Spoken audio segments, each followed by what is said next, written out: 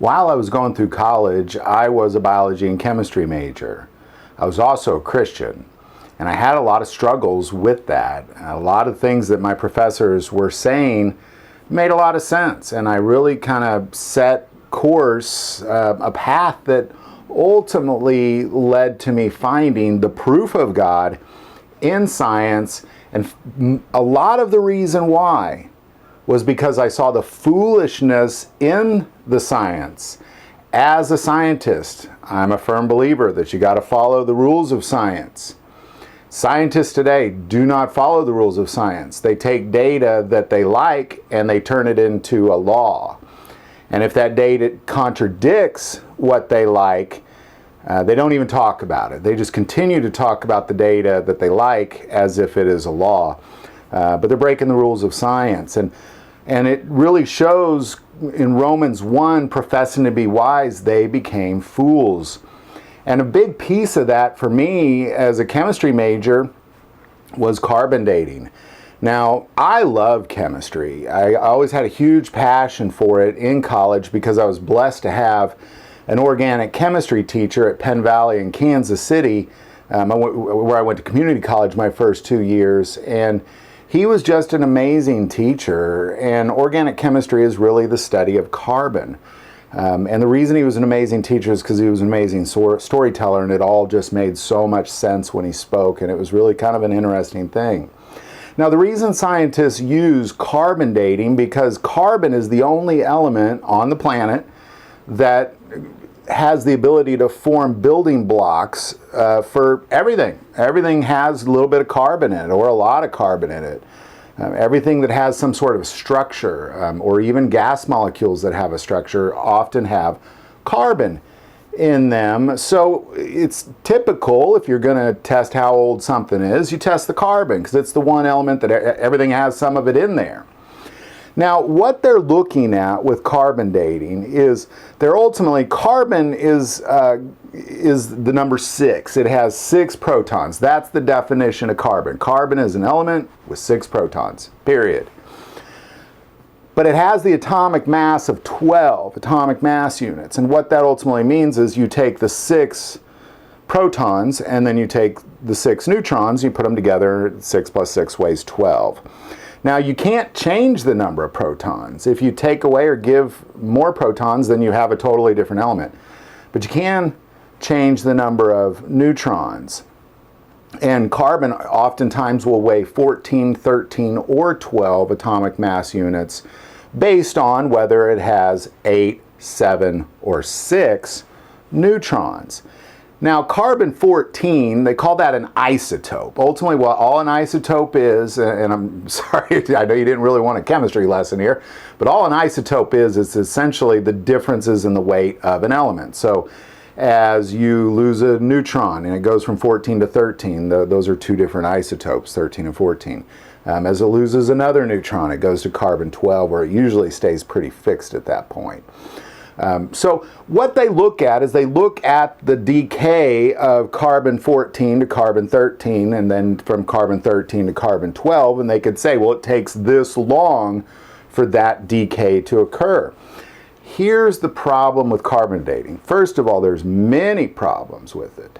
The biggest for me as a scientist was that we really only have about a 60 to 100 year at best measuring device of measuring the decay of isotopes of carbon. And we're taking a 100-year measuring device at best, really probably more like good data, really just the last 50 years.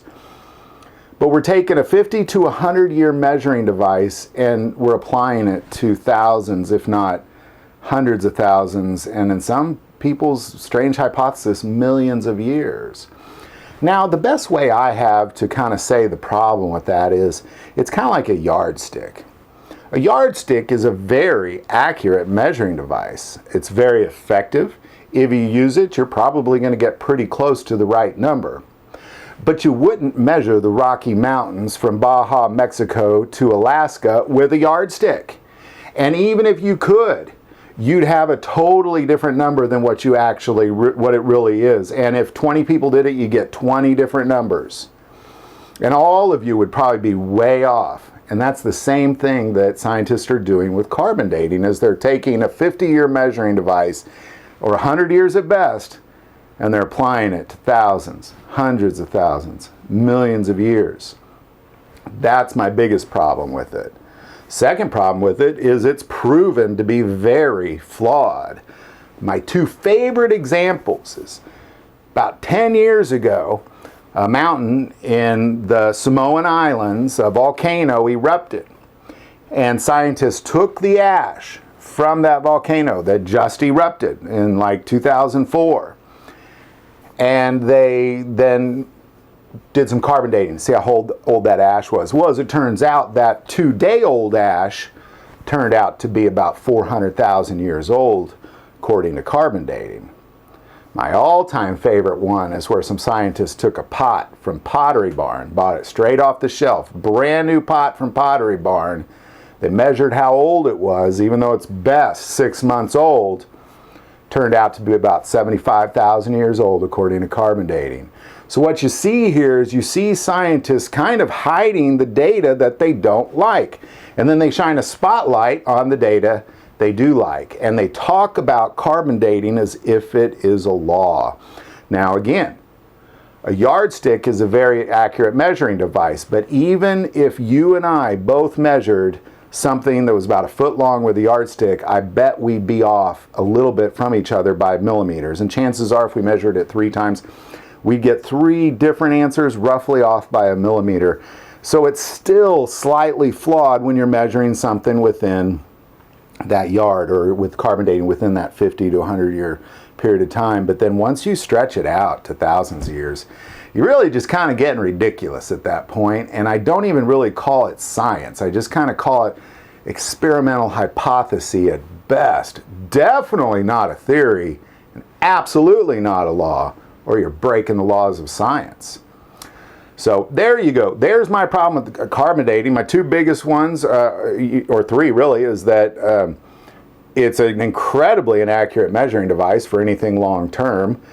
And it's been proven to be flawed multiple times. And we just don't talk about that. So when we carbon date something, we say, oh, according to carbon dating, it's 80,000 years old. And then we accept it as if that is fact. Professing to be wise, they became fools, Romans 1 tells us. So love to hear your thoughts on it. Put it in the comments below. Again, sorry about the chemistry lesson. I know you didn't expect to get that, but it's important that we understand what it is they're telling us, not just believe their hypotheses and best guesses. Love to hear your thoughts on that. Put it in the comments below. If you like this video, click like and subscribe. If you feel called to support our channel through Patreon, that link is also below. We're now on Instagram, so don't forget to join us there as well. But the most important part of this channel, we take prayer requests, so never hesitate to send that in.